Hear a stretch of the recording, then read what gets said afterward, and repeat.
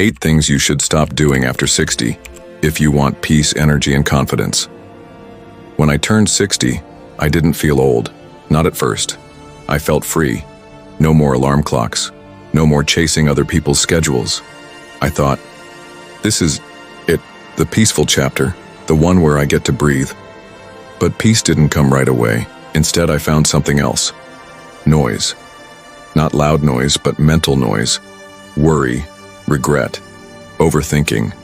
The feeling that I should still be doing more, or that I'd missed my chance to do enough. And I realized, peace in your 60s doesn't come from adding more to your life.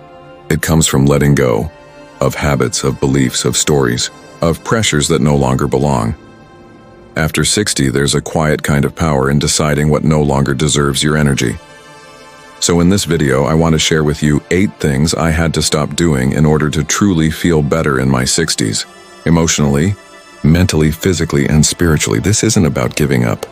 It's about letting go, so you can finally feel lighter, more confident, and more at peace with who you are now. If you've been feeling weighed down lately, maybe not by age, but by something you can't quite name, I hope this video helps you name it and gently release it. Let's begin. Before we go further, if you're new here, welcome. This is After 60 Wisdom, a channel for people who believe aging isn't the end of something, but the deepening of everything. We talk about life after 60 with softness, honesty, and depth. No hype, no fear, no pressure to stay young. If you're looking for peace, presence, and practical insight for your later years, subscribe now. We're growing a community of kind, thoughtful people who are aging with grace and intention. For one, stop apologizing for who you are. For most of my life, I learned to tone myself down, to keep my stories short, my needs small, my emotions tucked away. Even after turning 60, I caught myself doing it, shrinking in conversations, not asking for help, softening my opinions just to keep the peace. But one day it hit me. Why am I still apologizing for existing? After 60, we've lived through love, loss, disappointment, transformation. We've earned the right to speak honestly, move freely, and take up space. So I stopped apologizing for things like needing rest, saying no, forgetting something, asking questions, taking longer to process my emotions, and the peace that followed, unmatched. If you're still constantly saying sorry for just being yourself, it's time to stop. Not out of pride, but out of self-respect. Or 2, stop comparing yourself to who you used to be. This one's sneaky. It doesn't always come with jealousy. Sometimes it comes with sadness. I used to think, I used to be so quick. I used to be more energetic. I used to bounce back faster. And with every used to, I felt myself slipping into grief for a version of me that no longer exists. But aging, I've learned, isn't about loss. It's about exchange. We trade physical speed for emotional steadiness. We trade perfection for presence. So I stopped measuring myself against my past and started meeting myself where I am now. Not weaker, not lesser, just different. When I stopped comparing myself to younger me, I began appreciating current me. 3, stop saying, it's too late. I can't tell you how many dreams I've heard people bury with those 3 words. It's too late. Too late to try painting. Too late to move somewhere new. Too late to start therapy. Too late to fall in love again. But here's the truth. It's only too late when you stop imagining. I started learning Spanish at 67. I took my first solo trip at 70. And I've seen friends take up dancing, writing, singing, all after retirement. If there's a voice inside you that still wants something, anything, it's not too late, it's just waiting for your permission. I want to pause here and ask you something gently. What have you been holding on to that no longer fits? A belief? A regret? A routine that no longer supports your energy? Let me know in the comments below. This channel isn't just a place to listen. It's a space to reflect and maybe release. And if someone you love is stuck in a story that no longer serves them, share this video with them. Sometimes it's not what we need to learn, it's what we need to unlearn. Before, stop saying I'm fine when you're not. This one is for the people who've always been the strong one, the one who holds it together, smiles through the hard parts, keeps the pain tucked beneath I'm fine. I used to wear it like armor, especially after losing loved ones. I didn't want to burden anyone. So I swallowed grief, numbed discomfort, hid loneliness. But strength doesn't come from silence.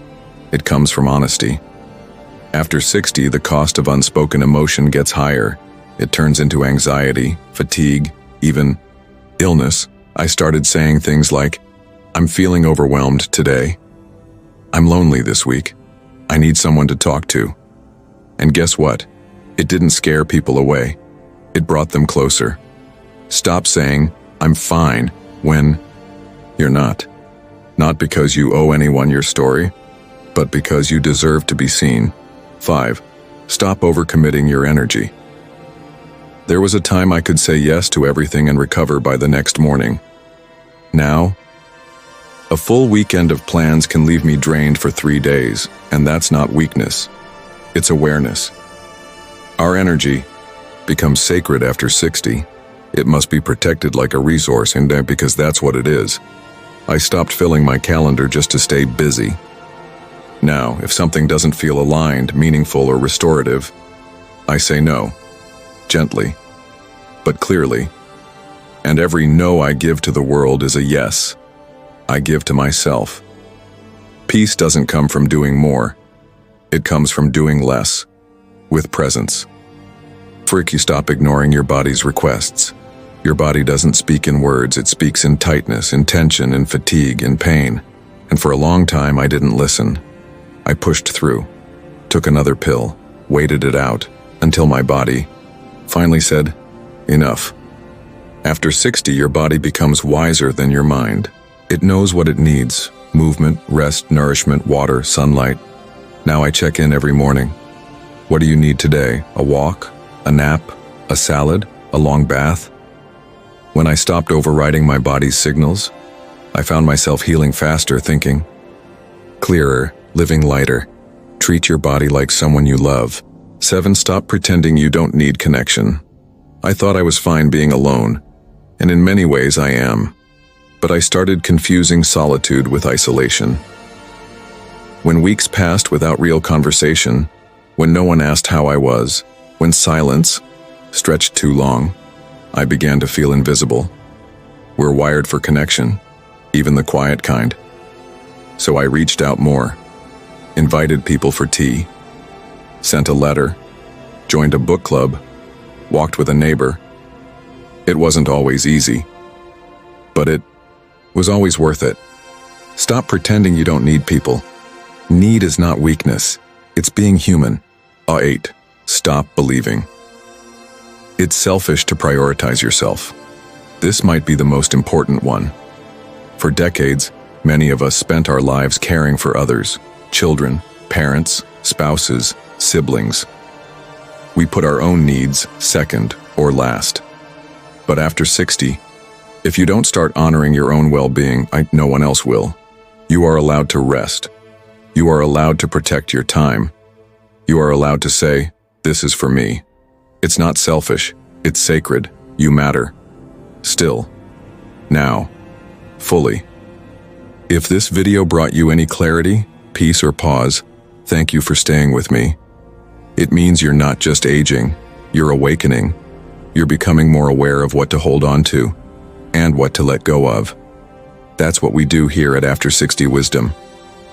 We reflect, we unlearn, we grow, not just older but deeper. If this video helped you, watch the next one. 5 quiet habits that steal years from your life after 60. It's a perfect companion, or explore more about mental clarity, gentle purpose, and emotional wellness on this channel. And if you haven't yet, subscribe, not for numbers, for nourishment. Until next time, stay gentle, stay curious, and above all, stay growing.